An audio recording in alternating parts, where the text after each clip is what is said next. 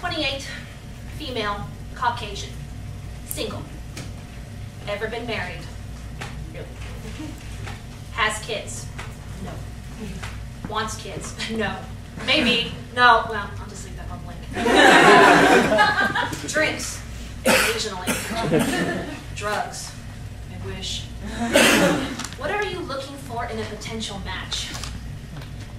It seems pathetic, really. Filling out an online questionnaire in hopes of finding the man of my dreams. A Conan O'Brien lookalike. I love me a ginger. A 6-foot redhead. Successful man with a fantastic sense of humor who loves to listen to me talk and watch Dodger games. Will see my picture and my witty, hilarious profile answers and say to himself, oh, just what I was looking for. A girl I can take to the Olive Garden. Just what I was looking for. A 5'8" redhead with an associate's degree that only drinks occasionally. With peer pressure from a friend, I did make an online profile, and I did meet a guy once. And he did take me to the Olive Garden. 6'6", red hair, of course. And everything was going really smoothly until he called me one day to inform me that we wouldn't be seeing each other anymore because I was too silly. I laughed way too much, and it's so loud. And I reminded him of his mother, so we couldn't do that. Here's the thing, everybody. I am not one of these desperate chicks who is dying to get married or have children. I think The Bachelor show sets women's liberation back about 80 years. And I would rather be single and alone than be treated like crap just to say that I have somebody.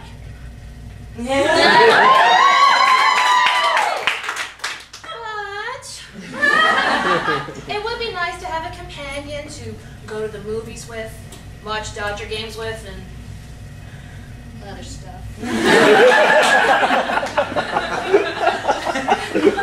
One day, I was telling my mom about all these crazy things I've read online.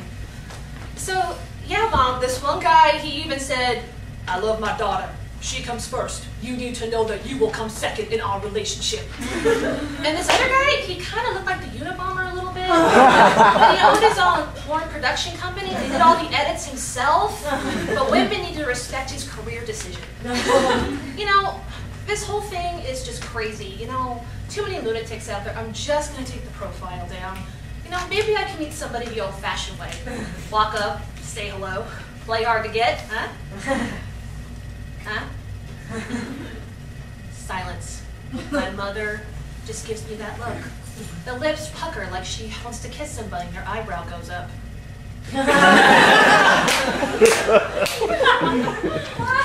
What? Oh, nothing. It's just none of my business. Mama, you know you're going to say it. Okay, well, all right, precious. Now, if you want to meet somebody the old-fashioned way, your picking up skills may need some work. Huh? Stacy, you got no game, girl. Did my mother just say game? Slang for picking up somebody of the opposite sex? Okay, first of all, how would you know about game? You got married in 1972. And second, who taught you that word? Well, precious, I know game when I see it, and I didn't see it from you. You remember that time in the casino? Oh, Lord, how could I forget about that time at the casino? It was about 5 years ago. Las Vegas, MGM Grand Hotel. And because of my gambling addiction, I earned us free nights in a luxury suite. And wanting a much-needed mother-daughter time, I asked my mom to come with me. We shopped, we watched shows, and we did my favorite activity, gambling. On our last day, we were at the Indiana Jones slot machine, and I was up. And that's when I felt him sit next to me. I turned around, and I saw him. Blonde hair, blue eyes, about 6'4", and a really nice smile. Hi. Hey. I quickly turned my head back to the slot machine, given the, no, I wasn't staring at your face. So, where are you from? California? Which part? The southern part? In the corner of my eye, I could see my mom is watching everything go down. She leans in to whisper something to me. Now the thing about my mother, she knows exactly what today to say at the exact right time. Stacy Elizabeth Howell, what the hell is the matter with you? Look at him, loosen up, say something, and smile.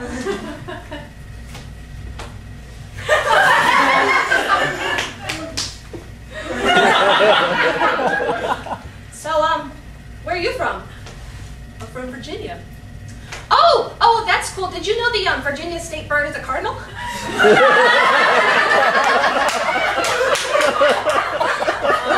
Yeah, I did know that. Virginia? Well, I'm from Virginia too. Which part of Virginia are you from? Well, ma'am, I'm from... Okay, look. The thing about Virginia people, or us other Southerners for that matter, when they see each other outside their own state, they will sit and talk to each other until they both find someone they both know. And if that doesn't work, they'll compare family trees because they're probably related. My mom and this guy talked for 30 minutes. And he tried to talk to me, but I just kept using words like the, and, I mean, he had a great conversation with my mom, and he did lose $300 sitting there trying to talk to me. But good news, we're not related! Look, everybody, I know what vacation romances are. They're vacation romances. But there had to be an Olive Garden in Las Vegas. You know, Precious, you have been acting weird with boys ever since you were a child. Who was that sweet little boy from Olive Street that you traumatized? Jonathan McCarthy? Oh, yes, Jonathan McCarthy. Oh, yes, Jonathan McCarthy. The sweet little boy from Olive Street who'd always make the 2-block pilgrimage to see if I wanted to play. We did everything together. We played tetherball, we rode bikes, and one day from school he kept tickling me over and over again. After telling him to stop several times, I grabbed his arm, and somehow my 8-year-old self managed to flip him over and he landed on his back.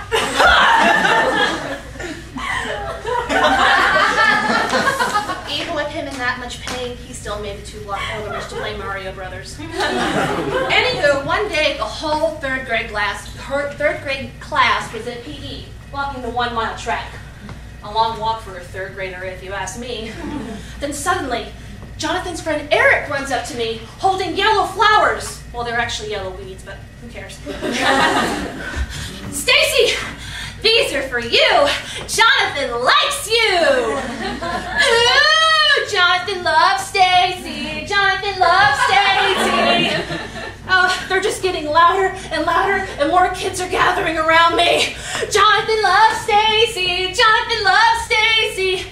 And suddenly, Jonathan walks through the crowd, holding dandelions and more of those yellow flower weeds. And what happened next was, well, let's just say, remember, I was just a small child. Ew, that's gross! I don't like you! I grab the flowers, step on them, give them a little twist, and then I run away. Hearing nothing but the echoes of the other 3rd graders. Now, would you believe, everybody, that Jonathan McCarthy had very little to do with me after that conversation? Except neighborhood baseball games and all, but shortly thereafter that, Jonathan McCarthy's family did move away. So, Jonathan McCarthy, wherever you are, I'm really sorry about that. Okay, so maybe my mother is right, that maybe I don't have the best track record with the opposite sex. Now, don't get me wrong. I love men. And I have been in long-term relationships. Now, granted, they were men who hunted me down like a rabid dog until I said yes to a date, but that still counts. But what does my mom know about dating and the opposite sex in game? Oh, she showed me the day I signed up for the Actors Union. Not too long ago, I signed up for the American Federation of Television Radio Artists. And again, wanting a much-needed mother-daughter day, I asked my mom to come with me. We get out of the elevator, find the new membership department, and we walked up to the counter. Hi, I'm here to join. I'm Stacy. Hold on, let me get some form for you. And you here to join too? Oh, no. Sisters. Oh, no. Did you hear about my little one today? All right, here, go ahead and fill out this and this. So, if you don't mind me asking, you sure you don't want me to get the form? Oh, no, I'm just too old for all this. Oh, you look so young and so beautiful. If you don't mind me asking, what is your name? Dorothy. And what's your name? Ricardo. Oh, Ricardo, it's so nice to meet you. Now, Ricardo, if you don't mind me asking, may I ask what year you were born? Oh, 52. 52? Fabulous 52. That's what I like to say. I really don't understand. So, Dorothy, can you tell me what type of music you like to listen to? Well, I just love the Beatles. Ringo is my absolute favorite. Oh, man, I love me some Beatles, man. Ringo, he's the best drummer, man. But you know what I really like? I really like me some James Brown. I got this great mix CD I can send to you. Hi, Ricardo, I really don't understand what this means right here. It means when you die, it's who gets your stuff. Now, fit it out yourself. So, Dorothy. These two go at it for 25 minutes. Ricardo knows there's a line behind us, but he doesn't care. Oh no, he's got his eye on the prize. Stacy's mom, who's got it going on. Well, Dorothy, thank you so much for coming by today, and if you need anything, you just call me, okay? I'll send you that mix CD, and Stephanie, I hope you have a great day. It's Stacy! My mother and I walk into the elevator in complete silence and disbelief. We walk in alone, and all I can hear is the theme song from The Girl from Ipanema.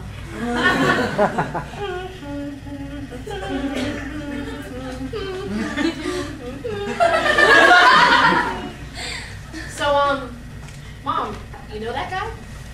Oh, no, I was just being friendly, that's all. Is that like some of that Southern hospitality you were telling me about? Well, yes, precious. And you know, personally, I think I was just showing you how it's done. And maybe if you were a little friendlier, I can get me some grandchildren.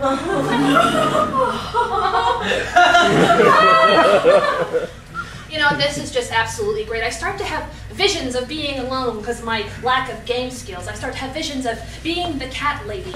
Visions of sitting at a Las Vegas casino all by myself smoking a pack of Reds, having a husky voice. Visions of eating at the Olive Garden all alone and me practicing my I don't need no man speech when people ask me why I'm single. Later that evening, I finally get dropped off at my place. A beautiful apartment that I bought. I even call my 5-year-old nephew because he just lost his first tooth that day. I get my headshots ready for the next day's round of auditions. I even make plans with my girlfriends to get some drinks. I sit there in my apartment and I start to think about my mother and our conversation. And then it starts to occur to me that I've never had game because I've never needed to have game.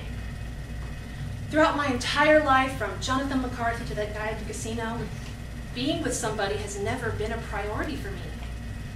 Just me taking care of me. I like to think that everything happens for a reason. I like to think when I find Mr. Right, that me being myself will be enough, and I won't need much game. Maybe I won't have much game either. Who knows how we'll meet? Maybe we'll meet at a Starbucks. Maybe we'll meet at a blackjack table. Or even better, we'll meet at the Olive Garden.